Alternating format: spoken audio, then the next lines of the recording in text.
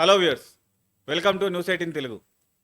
ఈరోజు మనం ప్రపంచ దేశాలను ఉలిక్కిపడేలా చేస్తున్న ఒక అతిపెద్ద మిలిటరీ ఆపరేషన్ గురించి తెలుసుకుందాం. ఇది వినడానికి ఏదో హాలీవుడ్ యాక్షన్ సినిమా స్టోరీలా అనిపిస్తుంది, కానీ ఇది అక్షరాల నిజం. అమెరికా ప్రెసిడెంట్ డొనాల్డ్ ట్రంప్ ఇరాన్పై ఒక అత్యంత సాహసోపేతమైన భయంకరమైన మిలిటరీ ప్లాన్ వేస్తున్నారు. శత్రు దేశంపై కేవలం బాంబులు వేయడం కాదు, ఏకంగా తమ సైన్యాన్ని ఇరాన్ గడ్డపై దించి భూమి లోపల శిథిరాల కింద పాతిపెట్టి ఉన్న ఒక అత్యంత ప్రమాదకరమైన వస్తువును తవ్వి తీయాలని ఆయన చూస్తున్నారు. అంతర్జాతీయ మీడియా కథనాల ప్రకారం ఈ ఆపరేషన్కు సంబంధించి పూర్తి మాస్టర్ ప్లాన్ను అమెరికా సైన్యం ఇప్పటికే ట్రంప్ చేతికి ఇచ్చింది. ఇంతకీ అమెరికా అంత రిస్క్ చేసి తీసుకురావాలనుకుంటున్న ఆ వస్తువు ఏంటి? అది మరేదో కాదు, 450 కేజీల యురేనియం. అసలు అమెరికాకి ఈ యురేనియం ఎందుకు కావాలి? ట్రంప్ ఎందుకింత రిస్క్ చేస్తున్నారు? అమెరికా సైన్యం వేసిన ఆ డేంజరస్ ప్లాన్ ఏంటి? ఈ ఆపరేషన్ వల్ల ప్రపంచానికి ఎలాంటి ముప్పు పొంచి ఉంది? ఈ వివరాలన్నీ ఇప్పుడు మనం చాలా సింపుల్గా తెలుసుకుందాం. వీడియో లాస్ట్ వరకు చూడండి, ఎక్కడా స్కిప్ చేయకండి.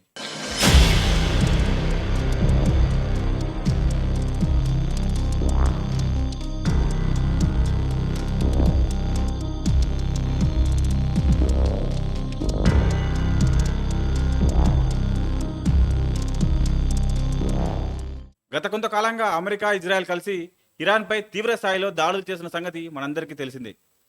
ఇరాన్ అణు కార్యక్రమాలను పూర్తిగా నాశనం చేయాలన్నదే ఈ దాడుల ప్రధాన ఉద్దేశం. ట్రంప్ అధ్యక్షుడిగా బాధ్యతలు చేపట్టిన వెంటనే ఇరాన్పై దాడులను మరింత తీవ్రతరం చేశారు. ఆపరేషన్ ఎపిక్ ఫ్యూరీ పేరుతో చేసిన ఈ దాడుల వల్ల ఇరాన్ నాయకత్వం బాగా దెబ్బతింది. అక్కడ ఉన్న ఎన్నో కీలకమైన అణు పరిశోధనా కేంద్రాలు ధ్వంసమయ్యాయి. ముఖ్యంగా ఇస్ఫహాన్, నతాంజ్ లాంటి ప్రాంతాల్లో ఉన్న అండర్ గ్రౌండ్ న్యూక్లియర్ ఫెసిలిటీస్పై అమెరికా బంకర్ బ్లాస్టర్ బాంబులు వేసి వాటిని నేలమట్టం చేసింది. అయితే ఇక్కడే ఒక పెద్ద సమస్య వచ్చి పడింది. భవనాలు నేలమట్టం అయ్యాయి, కానీ ఆ భవనాల కింద ఉన్న నేలమాలికల్లో, అంటే భారీ శిథిరాల కింద దాదాపు 450 కిలోల యురేనియం సురక్షితంగా ఉండిపోయింది. ఇరాన్ విదేశాంగ మంత్రి అబ్బాస్ అరాగ్చి స్వయంగా ఈ విషయాన్ని ధృవీకరించారు. తమ యురేనియం శిథిరాల కింద భద్రంగా ఉందని ఆయన ప్రకటించారు. ప్రస్తుతం ఆ శిథిలాలను తొలగించి ఆ యురేనియంను బయటకు తీసే పరిస్థితి ఇరాన్కు లేదు. ఈ 450 కిలోల యురేనియం ఎందుకంత ప్రత్యేకం? సాధారణంగా భూమిలో దొరికే యురేనియంతో నేరుగా బాంబులు తయారు చేయలేరు, దానిని శుద్ధి చేయాలి. దీన్నే యురేనియం ఎన్రిచ్మెంట్ అంటారు.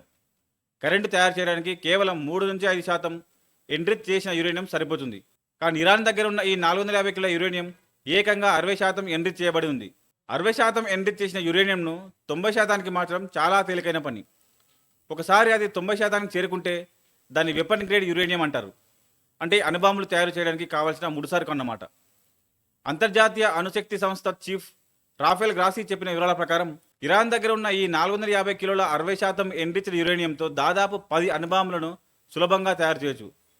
ఒక్కసారి ఊహించుకోండి, ఒకవేళ ఈ యురేనియం ఇరాన్ చేతికి చిక్కితే వారు రహస్యంగా 10 అణుబాంబులను తయారు చేసి వాటిని క్షిపణులకు అమరిస్తే ప్రపంచానికి ఎంత పెద్ద ముప్పు. ఒకవేళ ఇరాన్ అణుబాంబు రెడీ చేస్తే ఇజ్రాయెల్పై వేస్తుందా? ఖచ్చితంగా వేసే ప్రమాదం ఉంది. ఇరాన్ మొదటి నుంచి బహిరంగంగా చెబుతున్న మాట ఒకటే, ఇజ్రాయెల్ అనే దేశం ఈ వరల్డ్ మ్యాప్లో ఉండకూడదు. ఒకవేళ ఇరాన్ చేతికి అణుబాంబు వస్తే వారి మొదటి టార్గెట్ ఇజ్రాయెల్ అనడంలో ఎలాంటి సందేహం లేదు. టెల్ అవీవ్ లేదా జెరూసలేం లాంటి కీలక నగరాలపై వారు గురిపెట్టే అవకాశం ఉంది. ఇది ఊహించుకోవడానికి చాలా భయంకరంగా ఉంటుంది. హిరోషిమా, నాగసాకిలపై పడిన అణుబాంబుల కంటే నేటి ఆధునిక అణుబాంబులు 100 రెట్లు శక్తివంతమైనవి. బాంబు పడిన సెకండ్ల వ్యవధిలోనే ఉష్ణోగ్రత సూర్యుడి కంటే వేడిగా మారిపోతుంది. చుట్టుపక్కల కొన్ని కిలోమీటర్ల వరకు మనుషులు, భవనాలు బూడిదగా మారిపోతాయి. అదృష్టవశాత్తు ప్రాణాలతో మిగిలిన వారు కూడా రేడియేషన్, విషవాయువుల ప్రభావంతో క్యాన్సర్లు, చర్మవ్యాధులతో నరకయాతన అనుభవించి చనిపోతారు. బాంబు పేలినప్పుడు వచ్చే ఎలక్ట్రోమాగ్నెటిక్ పల్స్ వల్ల ఆ దేశంలో కరెంటు, ఇంటర్నెట్, ఫోన్లు, ఆసుపత్రుల్లోని మిషన్లు ఇవేవీ పనిచేయవు. దేశం మొత్తం చీకటిలోకి వెళ్ళిపోయి శిలాయుగానికి చేరుకుంటుంది. దశాబ్దాల పాటు ఆ భూమిపై గడ్డిపోచ కూడా మొలవదు.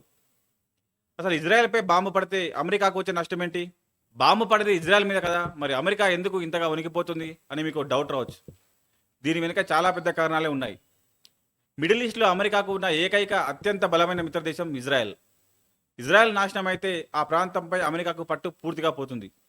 ఇజ్రాయెల్ టెక్నాలజీ, రక్షణ రంగానికి హబ్. అక్కడ అణుదాడి జరిగితే ప్రపంచవ్యాప్తంగా స్టాక్ మార్కెట్లు కుప్పకూలుతాయి. పెట్రోల్ రేటు ఆకాశాన్ని తాగుతాయి. అమెరికా ఆర్థిక వ్యవస్థ తీవ్ర మాంద్యంలోకి వెళ్ళిపోతుంది. ఇజ్రాయెల్పై దాడి జరిగితే అమెరికా అస్సలు ఊరుకోదు. ఇజ్రాయెల్ని రక్షించే ఒప్పందాల వల్ల అమెరికా నేరుగా రంగంలోకి దిగి ఇరాన్పై అణుదాడులు చేయాల్సి వస్తుంది.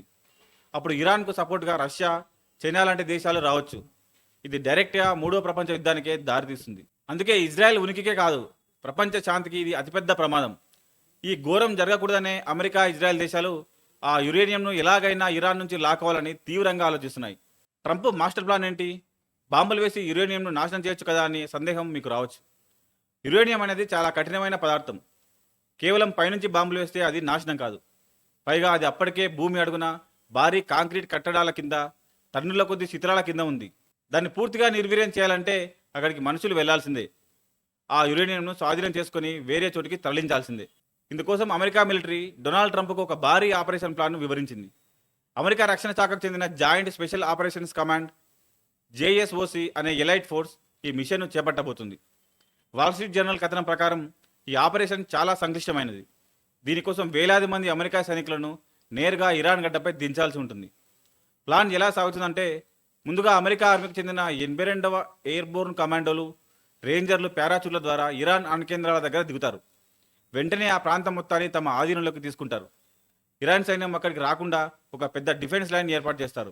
ఆ తర్వాత భారీ కార్గో విమానాలు దిగడానికి రాత్రికి రాత్రి అక్కడ ఒక తాత్కాలిక రన్వే నిర్మిస్తారు. ఈ రన్వే ద్వారా భారీ ఎక్స్కావేటర్లు, జేసీబీలు, క్రేన్లను అక్కడికి తరలిస్తారు. ఎందుకంటే ఆ 450 కిలోల యురేనియం సులభంగా దొరికేలా లేదు. భారీ కాంక్రీట్ శిథిలాల కింద కూరుకుపోయి ఉంది. ఆ శిథిలాలను తొలగించి భూమిలోకి తవ్వి గ్యాస్ రూపంలో భద్రపరిచిన ఆ యురేనియం కంటైనర్లను సురక్షితంగా బయటకు తీయాలి. ఆ తర్వాత వాటిని అమెరికా కార్గో విమానాలు ఎక్కించి అక్కడి నుంచి తరలించాలి. వినడానికి ఈ ప్లాన్ ఏదో హాలీవుడ్ సినిమాలో మిషన్ ఇంపాసిబుల్ తరహాలో చాలా థ్రిల్లింగ్గా ఉంది కదా. కానీ వాస్తవంలో ఇది ఒక అతిపెద్ద మిలిటరీ గ్యాంబుల్. అంటే ఒక రకంగా ప్రాణాలతో చెలగాటం ఆడడమే. ఈ మిషన్ ఎందుకు అంత ప్రమాదకరమో ఇప్పుడు విశ్లేషిద్దాం. ఇది కేవలం ఒక రాత్రిలో ముగిసిపోయే ఆపరేషన్ కాదు. ఒసామా బిన్ లాడెన్ చంపినప్పుడు అమెరికా కమాండోలు పాకిస్తాన్లోకి వెళ్ళి కొన్ని గంటల్లో పని ముగించుకొని వచ్చేశారు. కానీ ఇరాన్లో చేయాల్సింది దాడులు కాదు, తవ్వకాలు. టన్నుల కొద్ది చిత్రాలను తొలగించి యురేనియంను బయటకు తీయడానికి రోజుల తరబడి లేదా కొన్ని వారాల సమయం పట్టవచ్చు.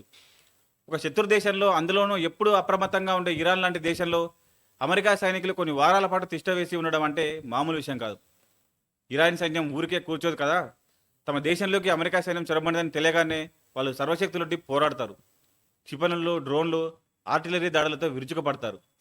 ఆ ప్రాంతాన్ని రక్షిస్తున్న అమెరికా సైనికులు వాటన్నింటినీ ఎదుర్కోవాల్సి ఉంటుంది. దీనివల్ల ఇరువైపులా భారీ ప్రాణనష్టం జరిగే ప్రమాదం పొంచి ఉంది. ఇప్పటికే మిడిల్ ఈస్ట్ అట్టుడుకుతోంది. ఇరాన్కి మద్దతుగా ఉన్న పలు ఉగ్రవాద సంస్థలు అమెరికా స్థావరాలపై దాడులు పెంచుతాయి. ఒకవేళ అమెరికా నేరుగా ఇరాన్ గడ్డపై కాలు మోపితే అది పరిమితమైన యుద్ధంగా మిగిలిపోదు. మొత్తం ఆ ప్రాంతం అంతా ఒక పెద్ద యుద్ధక్షేత్రంగా మారిపోతుంది. రేడియో ధార్మికత ఉన్న యురేనియం తరలించడం మామూలు విషయం కాదు.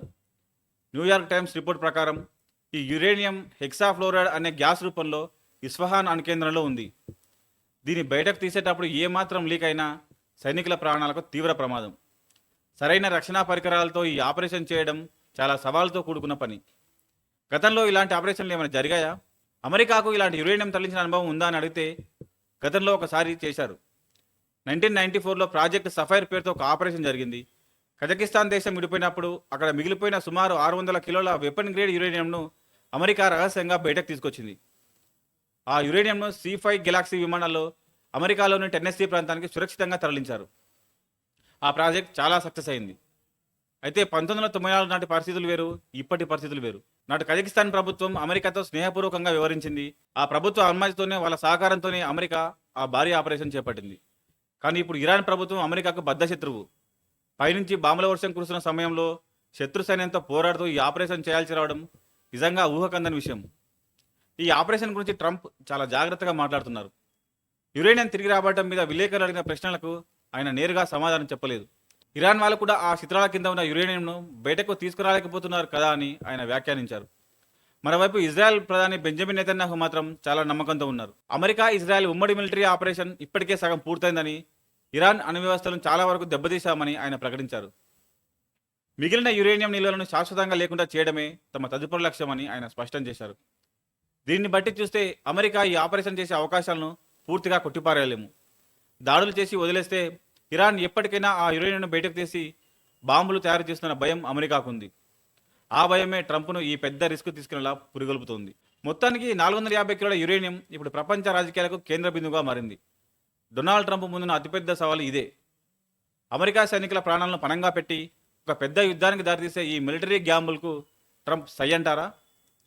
కాకపోతే బాంబు దాడులతోనే ఇరాన్ను భయపెట్టి ఆ యురేనియంను ఇరాన్ వాడకుండా చేయగలుగుతారా? ఇది కాలమే నిర్ణయించాలి. ఒకవేళ అమెరికా సైన్యం కనుక ఇరాన్ గడ్డపై అడుగు పెడితే అది మిడిల్ ఈస్ట్ చరిత్రలోనే ఒక అతిపెద్ద టర్నింగ్ పాయింట్ అవుతుంది. ఆ పరిస్థితులు ప్రపంచ ఆర్థిక వ్యవస్థపై, క్రూడ్ ఆయిల్ ధరలపై తీవ్ర ప్రభావం చూపుతాయి. మన దేశం లాంటి ఎన్నో దేశాలు ఈ పరిణామాలను చాలా నిశితంగా గమనిస్తున్నాయి. మరి మీరేమనుకుంటున్నారు? డొనాల్డ్ ట్రంప్ ఇరాన్లోకి అమెరికా సైన్యాన్ని పంపే సాహసం చేస్తారా? ఆ 450 కిలోల యురేనియంను అమెరికా దక్కించుకోగలుగుతుందా?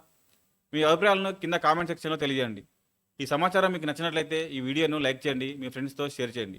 ఇలాంటి ఇంట్రెస్టింగ్ అనాలిసిస్ వీడియోల కోసం మా ఛానల్ను సబ్స్క్రైబ్ చేయడం మర్చిపోకండి. పక్కనే ఉన్న బెల్ ఐకాన్ క్లిక్ చేస్తే మా కొత్త వీడియోల అప్డేట్స్ మీకు వెంటనే వస్తాయి. మరో ఆసక్తికరమైన వీడియోతో మళ్ళీ కలుద్దాం. నమస్కారం.